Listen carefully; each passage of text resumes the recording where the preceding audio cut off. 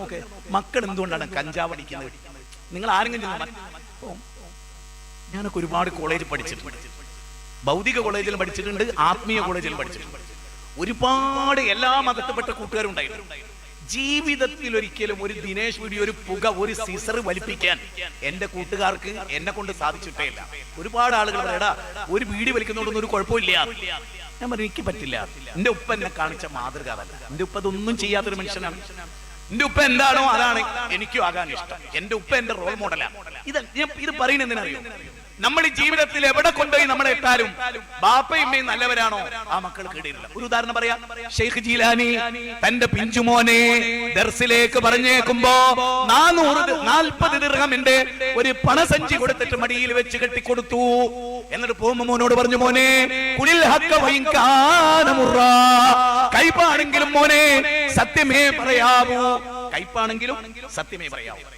ഒരു ഉമ്മ പറഞ്ഞു കൊടുക്കുകയാണ്, മോനെ കൈപ്പാണെങ്കിലും സത്യം പറയാവൂ. ഇന്ന് നമ്മൾ പറയണോ, മോനെ കളവ് എന്നെ പറഞ്ഞോ, നീ ഇങ്ങനെ പറഞ്ഞാൽ. അപ്പോ ഈ കുട്ടിന്റെ മനസ്സിൽ എന്താണെന്ന് അറിയോ? കള്ളത്തള്ള. വല്ലാത്തൊരു ഉമ്മ തന്നെ. നേരെ മറിച്ച് ഈ ഷെയ്ഖ് ജീലാനിയെ കുറിച്ച് അലിമിയാൻ അബുൽ ഹസൻ അലി നദവി സാഹിബ് പറയാണ്, 5000 ആള് ഇസ്ലാമിലേക്ക് വന്നിട്ടുണ്ട് അദ്ദേഹത്തിന്റെ ദൈവത്തിലൂടെ. 1,00,000 ആളുകൾ സംസ്കാരമുള്ളവരായിട്ടുണ്ട്, മുസ്ലിങ്ങളിൽപ്പെട്ടവർ തന്നെ. അത്രയും വലിയ മഹാനാണ് ഷെയ്ഖ് ജീലാനി. ഈ ഷെയ്ഖ് ജീലാനി ചെറിയ കുട്ടിയായിരുന്നപ്പോ ഉമ്മ പഠിപ്പിച്ചു കൊടുക്കുകയാണ് കള്ളം പറയല മോനെ. അങ്ങനെ അദ്ദേഹം ഇങ്ങനെ കാട്ടിലൂടെ പോകുമ്പോ ഒരു കൊള്ളക്കാരൻ പിടിച്ചു. നിക്കവിടെ, എന്താ നിന്റെ കയ്യിലുള്ളതെന്ന് ചോദിച്ചു. പുഞ്ചിരിച്ചുകൊണ്ട് ഷെയ്ഖ് ജീലാനി പറഞ്ഞു, എന്റെ പൊന്നുമ്മ തന്ന 40 ദിർഹമുണ്ട്, ഇങ്ങോട്ട് എടുക്കുകയായിരുന്നു. അടുത്തോട് കൊടുത്ത് ചിരിച്ച് സന്തോഷത്തോടു കൂടി പോയി. അപ്പൊ കൊള്ളക്കാരന്റെ മനസ്സിൽ ഇങ്ങനെ തോന്നുക, ഈ കുട്ടി എന്തൊരു സത്യസന്ധനാണ്. ഓടിച്ചെന്ന കുട്ടിയെ പിടിച്ചുകൊണ്ടുവന്നു. എന്നിട്ട് ചോദിച്ചു, മോനെ നീ എന്താ സത്യം പറഞ്ഞത്? എനിക്കൊരു ഉമ്മയുണ്ട്, എന്റെ ഉമ്മ അൽ ഉമ്മു മദ്റസത്തുൻ, എന്റെ ഉമ്മ എന്റെ പാഠശാലയാണ്, കള്ളം പറയരുത് എന്ന് പഠിപ്പിച്ചൊരു ഉമ്മ എനിക്കുണ്ട്. ആ കൊള്ളക്കാരൻ നന്നായി. ആ കൊള്ളക്കാരൻ പിന്നെ വലിയ ശിഷ്യനായി, പണ്ഡിതനായി. സാധിക്കും നിങ്ങളുടെ ഉമ്മാക്ക് ഇവിടെ? മൗലാന മുഹമ്മദ് അലി ജൗഹറിനെ വളർത്തിയത് വിധവയായ ഒരു സ്ത്രീയായിരുന്നു, ഉമ്മയായിരുന്നു. അബുൽ കലാം ആസാദിനെ വളർത്തിയതും ഒരു ഉമ്മയായിരുന്നു. അതുപോലെ അബ്ദുല്ലാഹ് ബിൻ സുബൈറിനെ വളർത്തിയത് ഒരു ഉമ്മയായിരുന്നു. എത്ര ഉമ്മമാരാണ് അവരെ വളർത്തിയത്? അവര് വീട്ടിലുണ്ടായിരുന്നു, സ്നേഹിച്ചിരുന്നു, കരുതിയിരുന്നു. ഉമ്മാക്കും ബാപ്പാക്കും ജോലിയാണ്. ഉമ്മയും ബാപ്പയും ജോലിക്ക് പോയി, മക്കൾ ഒറ്റക്കാ വീട്ടില്. അപ്പൊ അവര് കാമുകനെ വിളിക്കും, കാമുകിയെ വിളിക്കും. സത്യല്ലേ? സത്യല്ലേ? ഇപ്പൊ നിങ്ങൾക്കൊക്കെ എന്തുണ്ട്? ഒരു വിഷമം തോന്നില്ലേ?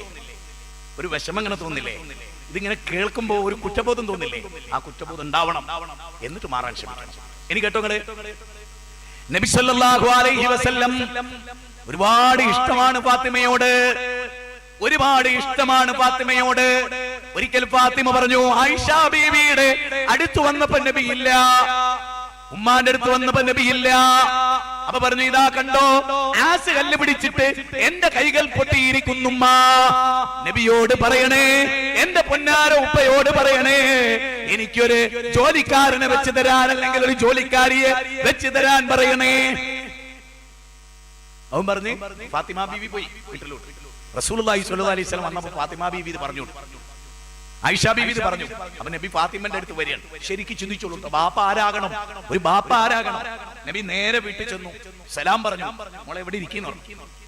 മോളെ, നീ ഒരു തൊഴിലാളിയെ, നിനക്ക് വേണ്ടി ഒരു വേലക്കാരനെ, ഒരു വീട്ടുപണിക്കാരനെ വേണമെന്ന് പറഞ്ഞു. മോളെ, ആ ഞാൻ ആവശ്യപ്പെട്ടു, എന്റെ കൈ കണ്ടില്ലുപ്പ, പൊട്ടിയിരിക്കുന്ന കണ്ടില്ലുപ്പ. അപ്പൊ നബി പറയണ, മോളെ, മദീനത്തെ പള്ളിയുടെ ചുറ്റിലും അഹ്ലു സുഫത്ത് എന്ന 300 ചില്ലാനം ആളുകളുണ്ട് മോളെ. അവർ പട്ടിണി കിടക്കുന്നുണ്ട്, അവർ കുടുതുണിക്ക് മറുതുണിയില്ല, അവർക്കൊരു കൊച്ചുകൂര പോലും ഇല്ല മോളെ. നിനക്ക് വീടുണ്ട്, നിനക്ക് ഭർത്താവുണ്ട്, നിനക്ക് ഞാനുണ്ട്, നിനക്ക് അലിയാരുണ്ട്, നിനക്കൊരു കൊച്ചു വീടുണ്ട് മോളെ, നിനക്ക് ആസുകല്ലുണ്ട് മോളെ. അതുപോലും ഇല്ലാത്ത ആളുകളുണ്ടെന്ന കാര്യം അറിയണേ മോളെ. തീർന്നില്ല മോളെ, നിനക്ക് ഞാൻ അതിനേക്കാൾ വലിയൊരു കാര്യം പഠിപ്പിച്ചു തരാം. ഉറങ്ങാൻ നേരം ഒതുകെടുത്തിട്ട് നീ ചെല്ലണം മോളെ, സുബ്ഹാനല്ലാഹ്, അൽഹംദുലില്ലാഹ്, അല്ലാഹു അക്ബർ, അല്ലാഹു അക്ബർ 34 തവണ ചെല്ലണേ മോളെ. സഫീൻ യുദ്ധത്തിൽ പോലും അലിയാർ തങ്ങൾ പിന്നെ മറന്നിട്ടില്ല. അപ്പൊ മോളെയും മരുവനെയും ദീന് പഠിപ്പിക്കുക ചെയ്തത്. നമ്മളോ? ഇനി നിങ്ങൾ അടുത്ത വാചകം നോക്ക്, സൂറത്തുൽ ലുഖ്മാനിൽ നമ്മുടെ മക്കള് കഞ്ചാവ് അടിക്കുന്നു, കളവ് നടത്തുന്നതാണ്. എന്താ കാരണം? യാ ബുനയ്യ, എന്റെ പൊന്നുമോനെ, ഇന്നഹാ ഇൻതക മിസ്കാല ഹബ്ബത്തിൻ മിൻ ഖർദൽ, ലുഖ്മാനുൽ ഹക്കീം പറയണം 16-ാമത്തെ വചനം, മോനെ മോനെ ഒരു ചെറിയ കാര്യം, ഈ സിന്തറ്റിക് ലഹരി എന്നൊക്കെ പറഞ്ഞാലേ, അതുപോലെ ഇന്നത്തെ MDMA എന്നൊക്കെ പറഞ്ഞാൽ അതിങ്ങനെ പഞ്ചസാര തരി പോലത്തെ പൊടികളാണ്. ഈ മിഠായികളിൽ വരെ അതുണ്ട്. ഇതൊക്കെ കൊടുക്കുന്ന ഒരു ലോകത്ത് ബാപ്പ മോനോട് പറയും, മോനെ ഒരു അണുത്തൂക്കുള്ള ഒരു കാര്യം നീ ഒളിപ്പിച്ചാലും മോനെ ബാപ്പാനെ പറ്റിക്കാൻ പറ്റും, ഉമ്മാനെ പറ്റിക്കാൻ പറ്റും മോനെ, പക്ഷേ അള്ളാനെ പറ്റിക്കാൻ പറ്റൂല. ആകാശത്തിലോ ഭൂമിയിലോ പാറക്കടിയിലോ എവിടെ നീ ഒളിപ്പിച്ചു വെച്ചാലും അള്ളാഹ് അത് കാണും മോനെ. ഇങ്ങനെ പഠിപ്പിച്ച ബാപ്പുണ്ടോ? ഇങ്ങനെ പഠിപ്പിച്ച ഉമ്മണ്ടോ? എങ്കിൽ മക്കൾ കേടിരൂല. അടുത്ത വാചകം എന്താ? യാ ബുനയ്യ ഖിമിസ് സ്വലാത വഅ്മുർ ബിൽ മഅറൂഫി വഅൻഹാ അനിൽ മുൻകർ. എന്റെ മോനെ നിസ്കാരം നിലനിർത്തണേ മോനെ, നിസ്കരിക്കണേ മോനെ, കൂടെ കൂട്ടിക്കൊണ്ട് പോകണം അതിനെ, തീർന്നില്ല നന്മ കൽപ്പിക്കണേ, തിന്മ വിരോധിക്കണേ മോനെ. അതാണ് മോനെ ഏറ്റവും ഖണ്ഡിതമായി തീരുമാനിക്കപ്പെട്ട കാര്യങ്ങൾ. അടുത്തു പറഞ്ഞ യാ ബുനയ്യ എന്റെ മോനെ ശബ്ദം ഉയരുന്നത് ശ്രദ്ധിക്കണേ, അങ്ങാടിയിൽ ബഹളമുണ്ടാക്കല്ല മോനെ. മാത്രമല്ല ആളുകളെ കാണുമ്പോ നിന്റെ ഫേസ് നീ തിരിച്ചു കളയല്ലേ മോനെ, അവരെ പുഞ്ചിരിയോടുകൂടി സ്വീകരിക്കണേ മോനെ.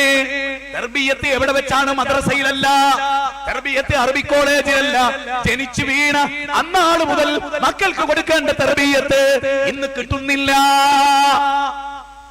ഇതാണ് പ്രശ്നം. ഏതാണ് പ്രശ്നം? ഇതാണ് പ്രശ്നം. നിങ്ങളൊക്കെ ഒന്ന് ചിന്തിച്ചോ, ഇത് കേൾക്കുന്നവരും ലൈവിൽ കേൾക്കുന്നവരും, സത്യമല്ലേ ഇത്രയും സമയം ഞാൻ ഈ പറഞ്ഞത്? ആരാ അവർക്ക് മാതൃകയാവേണ്ടത്? കേട്ടോ, പൊതുമുതലിൽ നിന്ന് ആരൊക്കെ എടുക്കുകയാണ്? പേരക്കുട്ടി ഫാത്തിമ ബീവിയുടെ, ഫാത്തിമ എത്ര ചങ്കാ റസൂലിന്. ആ ഫാത്തിമ ബീവിയുടെ ചെറിയ കുട്ടികൾ, എട്ടും പൊട്ടും തിരിയാത്ത കുട്ടികൾ പൊതുമുതലിൽ നിന്ന് കാരൊക്കെ തിന്നപ്പോ കുട്ടികളല്ലേ എന്ന് നബി സല്ലല്ലാഹു അലൈഹി വസല്ലം വിചാരിച്ചോ? കാരണം അന്ന് തിരുത്തിയിലെ ചൊട്ടയിലെ ശീലം ചുടല വരെ. അന്നാ തിരുത്തണ്ട്, 15 വയസ്സാവും അല്ല തിരുത്തണ്ട്, അന്ന് തിരുത്തണം. അത് നബി പറഞ്ഞു, മോനെ തുപ്പിക്കള മോനെ, നമുക്ക് പറ്റില്ല മോനെ, തുപ്പിക്കള മോനെ. ചിന്തിക്കണേ. അപ്പോ തുപ്പാതെ വന്നപ്പോ വായിൽ കൈയിട്ടത് മാന്തി എടുത്ത് പുറത്തേക്ക്. ഇനി ഒരൊറ്റ ചോദ്യം ചോദിച്ചോട്ടെ, പിന്നീട് ജീവിതത്തിൽ എപ്പോഴെങ്കിലും ഈ കൊച്ചു കുഞ്ഞ് മരിക്കുന്നത് വരെ ഒരു ഈത്തപ്പഴം തനിക്ക് പാടില്ലാത്തത് പിന്നീട് തിന്നിരുന്നോ? ഉണ്ടോ? ഇല്ല. എന്തേ കാരണം?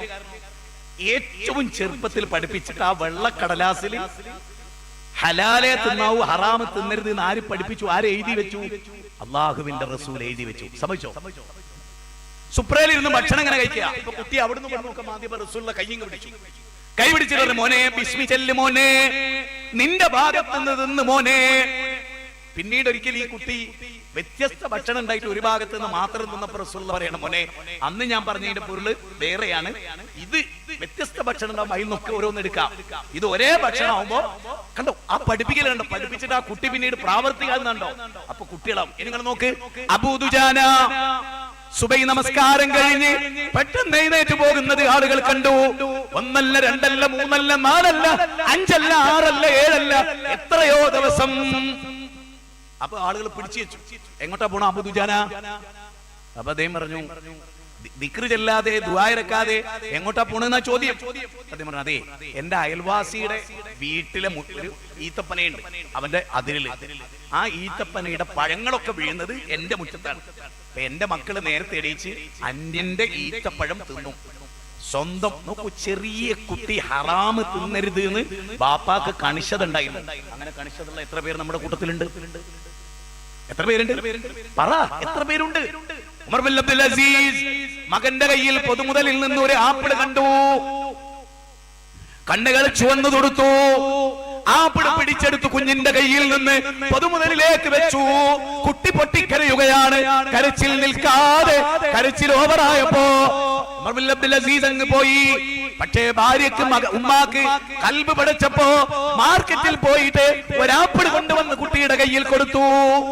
കുട്ടിയുടെ കരച്ചിൽ. പിന്നെ ഉമർ ബിൻ അബ്ദുൽ അസീസ് വന്നപ്പോ ആ കുട്ടിയുടെ കയ്യിൽ വീണ്ടും ഒരു ആപ്പിൾ കണ്ടപ്പോ അദ്ദേഹം ആകെ വെപ്രാളപ്പെട്ടപ്പോ ഭാര്യ പറയണം, ബേജാറല്ല, നേരത്തെ ആപ്പിൾ അല്ല, അത് ഞാൻ വാങ്ങിക്കൊടുത്ത ആപ്പിളാണ്. നിങ്ങൾ എനിക്ക് ചെലവഴിക്കാൻ തന്ന സംഖ്യയിൽ നിന്ന് പിശുക്കി പിടിച്ചത് കൊണ്ട് ഞാൻ എന്റെ മകനൊരു ആപ്പിൾ വാങ്ങിച്ചു കൊടുത്താണ്. ഈ സമയത്ത് ഉമർ ബിൻ അബ്ദുൽ അസീസ് പറഞ്ഞത് എന്താ അറിയോ? ഓരോ ബാപ്പാരും മനസ്സിലായിക്കോളെ.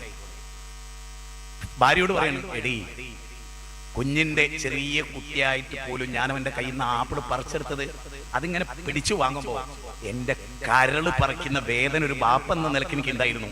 പക്ഷെ എൻ്റെ കുട്ടി ഹറാമിൻ്റെ വഴി ജീവിതത്തിൽ ഒരിക്കലും സ്വീകരിക്കരുത് എന്ന് വിചാരിച്ചിട്ടാണ്. ചിന്തിക്ക്.